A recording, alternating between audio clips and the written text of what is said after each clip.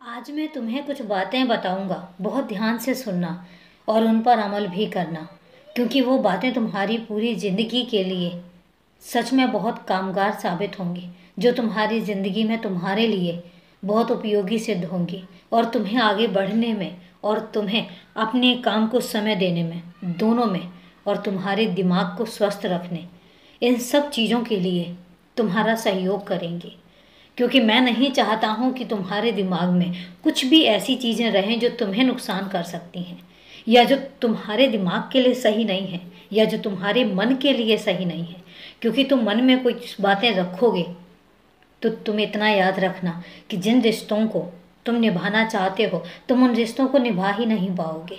आज मैं तुमसे एक बात कहता हूँ कि जब किसी रिश्ते को तुम्हें निभाना है तो उनकी कुछ भी नकारात्मक जो बातें होती हैं उनको याद रखने की ज़रूरत नहीं है, भूल जाओ।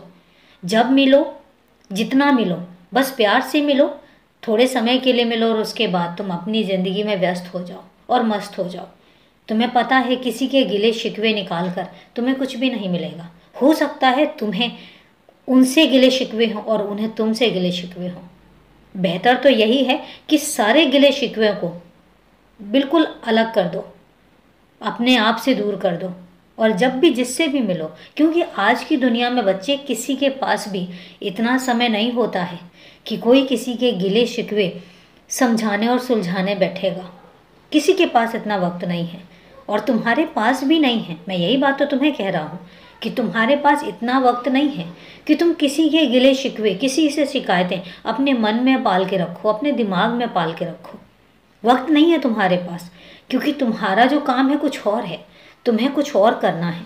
तो इसलिए अगर किसी के लिए कुछ भी है दिल में, उसको अलग करो, अपने आप से दूर करो, अपने दिमाग से दूर करो, और बस जब मिलो, जितना मिलो, प्यार से मिलो और उसके बाद अपने अपने रास्ते। क्योंकि तुम्हें पता है तुम इन सब चीज़ों के लिए नहीं बने हो, ना ही मैंने तुम्हें बनाया है। मेरा मकसद तुम्हारे लिए कुछ और है और वो मकसद तुम्हें दिख भी रहा है और मैं तुम्हें दिखा भी रहा हूँ। ऐसा नहीं है कि तुम्हें पता नहीं चल रहा है, तुम्हें पता चल रहा है। और एक बात कहता हूँ कि अपने पूजा घर में जितना समय रहो, जितना समय भी अपने पूजा घर में मेरे सामने व्यतीत करते हो, वो सिर्फ मेरा और तुम्हारा होना चाहिए।